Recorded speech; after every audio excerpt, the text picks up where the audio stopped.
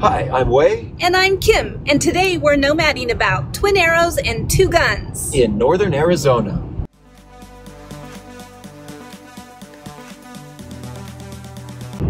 Both Twin Arrows and Two Guns are stories about towns revolving around roads and people migrating. And specifically, these two towns have a long history with the Mother Road, Route 66.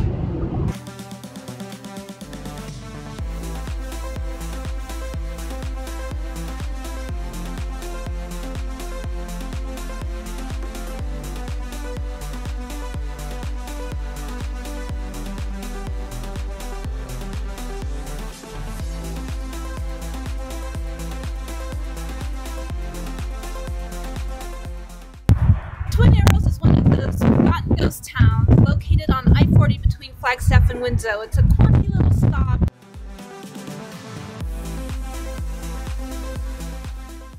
For 1,000 years or more, it was the Navajo and Hopi who lived in this area. And the Apache would do some raids. And so the Navajo and the Apache often had battles in this area. Twin Arrows' original name was the Canyon Diablo, which left a little bit to be desired. Eventually, the owners figured it out, changed the name to Twin Arrows, and traffic from Route 66 started to pour in.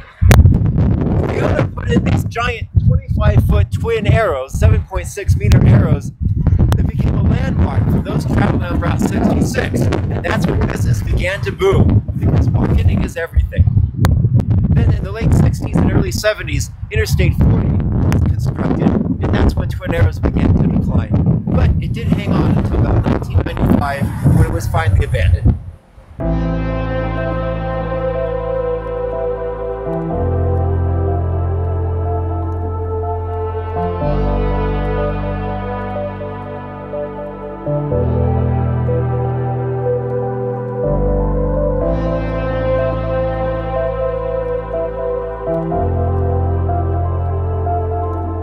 Twin Arrows is now owned by the Navajo Nation, who recently opened up a brand new casino called Twin Arrows right across I-40. The first established American road through this area was the Wagon Road in the 1880s. It was followed by the Atlantic and Pacific Railroad.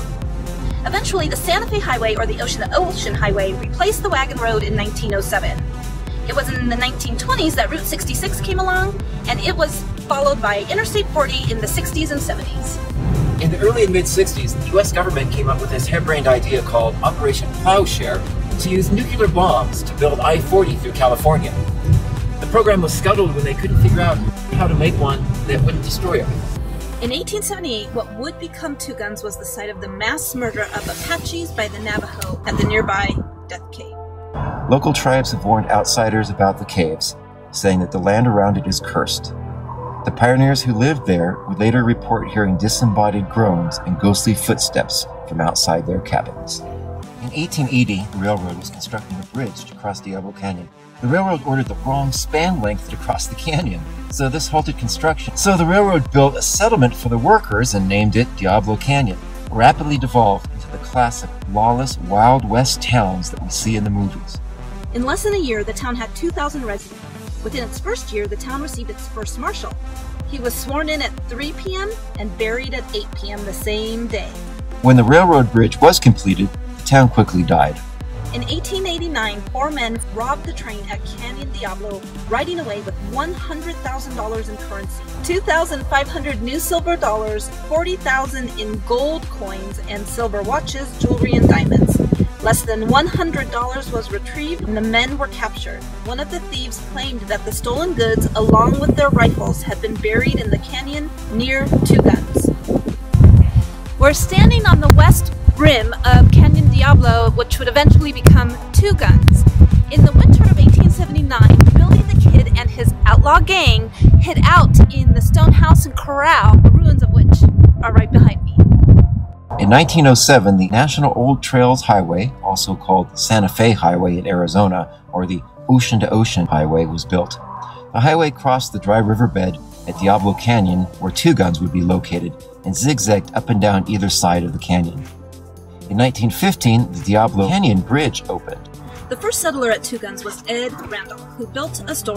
In 1922, Earl and Louise Cundiff purchased land from Randolph and built a store, restaurant, and gasoline pumps. In 1926, the highway designation was changed to U.S. Route 66. With the opening of Route 66, Harry E. Miller, known as Chief Crazy Thunder, leased some property from the Cundiffs. He built a zoo with some local animals such as mountain lions, cougars, Gila monsters, coral snakes, and local birds, as well as a restaurant gift shop.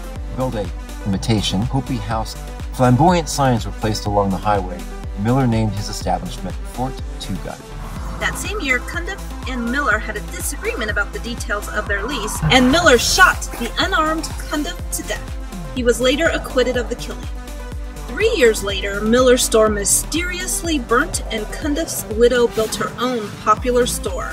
In 1963, a more modern service station was built at Two Guns. And in the late 1960s, a motel, western tavern, reptile exhibit, and new zoo were added. Later, a shell service station was built, and a KOA campground opened. Two Guns had arrived.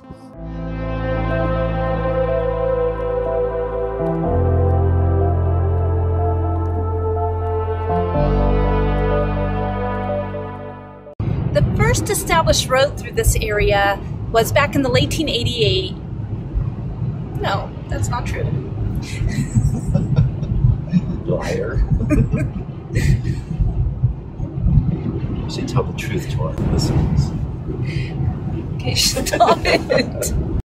The first road through the area was in the